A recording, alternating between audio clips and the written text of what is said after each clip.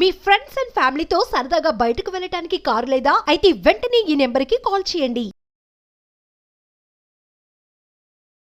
Suman tea ప్రేక్షకులకు నమస్కారం. నేను మీ రేవంత్ చెలమల. సో ఈ రోజు మార్కెట్స్ ఒక మంచి రెడ్లోనే క్లోజ్ అయ్యి రెడ్ క్యాండిల్ అయితే పెద్దగానే కనిపిస్తుంది. సో ఆల్మోస్ట్ మనకి ఈరోజు సెన్సెక్స్ అయితే 950 పాయింట్స్, అదే నిఫ్టీ, బ్యాంక్ నిఫ్టీ ఇవన్నీ కూడా దాదాపుగా 1% వరకు కరెక్ట్ అయ్యాయి. ఒక రకంగా చెప్పాలంటే ఇది బ్రాడర్ మార్కెట్ సెల్లింగ్ గానే కనిపించింది.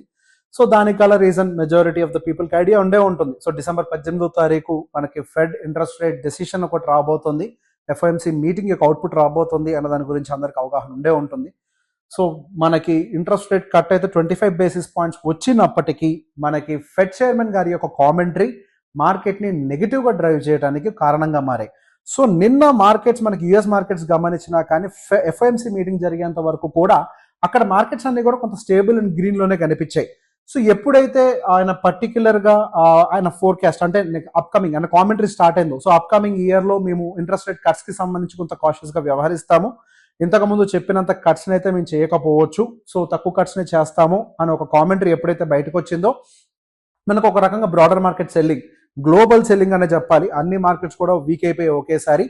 సో మనకి ఇది ఇక మీదట కంటిన్యూ అవుతుందా లేదా అనేది కూడా ఒకసారి మనం అనలైజ్ చేసే ప్రయత్నం చేద్దాం.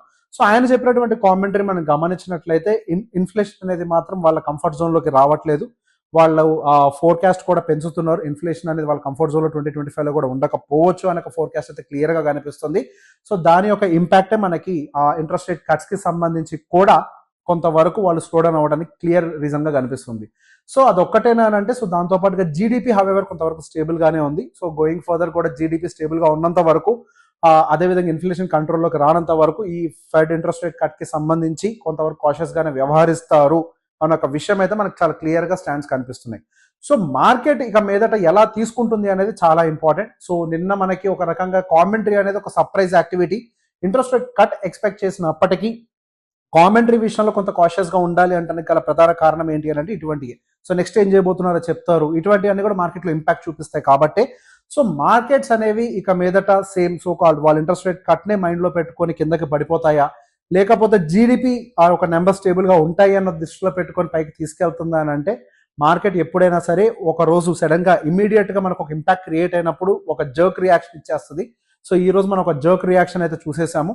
సో గోయింగ్ ఫర్దర్ మన మార్కెట్స్ ఎలా ఉంటాయి అనేది మన కంక్లూషన్కి రావాలంటే ఇంకొక రోజు అయితే మనం వెయిట్ చేయాల్సింది. అంటే ఫాలో అప్ క్యాండిల్ అని అంటాం కదా, ఆ ఫాలో అప్ క్యాండిల్ అనేది ఎలా ఫామ్ అవుతుంది అనేది మనం చూడాలి. సహజంగా ఏదైనా న్యూస్ వచ్చిన తర్వాత ఇమీడియట్గా ప్యానిక్లో సెల్లింగ్ అనేది క్రియేట్ అవుతుంది. ఈ రోజు ఒక రకమైన సెల్లింగ్ అదే అని చెప్పుకోవాలి. ఈ రోజు ఒక మంచి విషయం ఏంటి అని అంటే, లోన్ అయితే బ్రేక్ చేయలేకపోయింది, అప్పర్ సైడ్ కన్సాలిడేషన్ జరిగింది, ఓపెనింగ్ దగ్గర నుంచి కొంచెం పైకి వెళ్ళి కన్సాలిడేట్ అయింది. So going further we have to wait and observe. అంటే రేపు శుక్రవారం రోజు ఎట్లా క్లోజ్ అవుతుంది, అలానే ఈ రోజు నైట్ మనకి యూఎస్ మార్కెట్స్ ఎలాంటి క్లోజింగ్ ఇస్తాయి. సో ఇట్లా ఒకటి రెండు అంశాలని గమనించిన తర్వాతనే మనం కంక్లూజన్కి రాగలుగుతాం.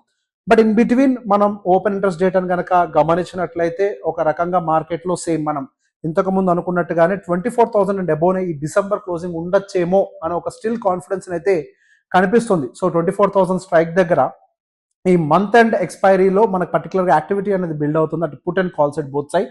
సో దాని అరౌండే మనకి హ్యూజ్ కన్సాలిడేషన్ తోటి క్లోజింగ్ ఏమైనా రావచ్చేమో అనే ఒక కంక్లూజన్ అయితే మనకి ఓపెన్ ఇంట్రెస్ట్ డేటా అయితే చెప్తోంది. ఎస్, మనం ఇంకొక రోజు వెయిట్ చేస్తే ఓపెన్ ఇంట్రెస్ట్ డేటాస్ కూడా మారచ్చేమో. But I strongly believe here and there మనం 24,000 దగ్గరే క్లోజ్ అవ్వచ్చు అనేది మాత్రం నాకు చాలా ఓపెన్ ఇంట్రెస్ట్ డేటా అయితే అర్థం చేసుకోవచ్చు. అదే టెక్నికల్గా కూడా చూసినప్పుడు ఒక రకంగా సపోర్ట్స్ అన్ని కూడా బ్రేక్ అయిపోయాయనే చెప్పాలి. సో బేసిక్గా మార్కెట్ కన్సాలిడేషన్లో ఉండడం అనేది ఇట్ వాజ్ యాంటిసిపేటెడ్. మనం వాల్టాలిటీ తోటి మనం ఒకటే రేంజ్లో మూవ్ అవుతుంది అనుకుంటున్నాము. So if you can see volatility కూడా రీసెంట్గా చాలా ఎక్కువగా ట్రిగర్ అవుతుంది. అంటే ఫాస్టర్ మూవ్స్, గ్యాప్ డౌన్స్, ఒకటే సింగిల్ డేలో 600-700 పాయింట్స్ పైకి కిందకి మూవ్ అవటం ఇదైతే మోస్ట్ కామన్గా జరుగుతుంది. సో వాలటాలిటీ ఉంటుంది, బట్ ఎటు అయితే మనకి మార్కెట్లో మూమెంటం అయితే కనిపించట్లేదు.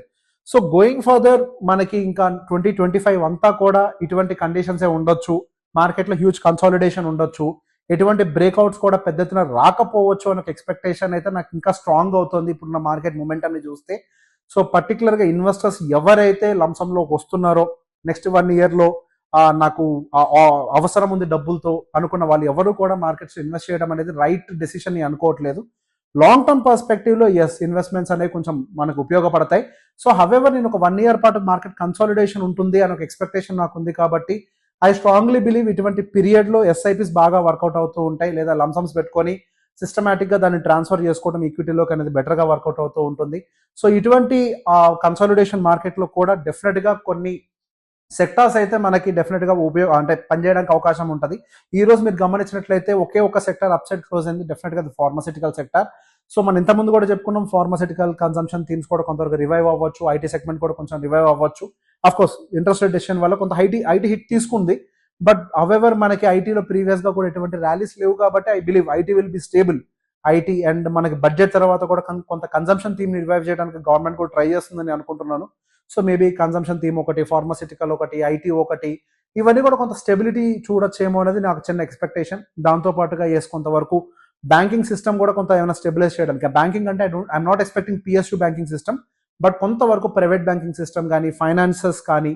సో ఫైనాన్షియల్స్ అని అంటే మళ్ళీ ఎక్స్ట్రీమ్ కంప్లీట్ ఫైనాన్షియల్స్లోకి వెళ్ళకూడదు మనం. ఇన్సూరెన్స్ రిలేటెడ్ ఫైనాన్స్ కావచ్చు, బ్రోకింగ్ రిలేటెడ్ ఫైనాన్స్ కావచ్చు, ఇట్లా ఇవి ఫైనాన్స్ రిలేటెడ్ సెక్టర్స్ కూడా కొంతవరకు పాజిటివ్గా ఉండొచ్చు అని ఒక ఎక్స్పెక్టేషన్ కనిపిస్తుంది. సో ఇటువంటి కన్సాలిడేషన్ మార్కెట్లో కూడా డెఫినెట్గా మనకు కొన్ని మంచి పిక్స్ దొరికే అవకాశం ఉంటుంది. కొంచెం ఓపిక్గా వెతుకుంటే మనం డెఫినెట్గా వాటిల్లోకి ఎంటర్ అయ్యి ఎంతో కొంత రిటర్న్ అయితే జనరేట్ చేయగలుగుతాం. సో ఈ వీడియో కనుక మీకు నచ్చినట్లయితే కనుక మీకు నచ్చిన వాళ్ళందరికీ షేర్ చేయండి. Thank you very much.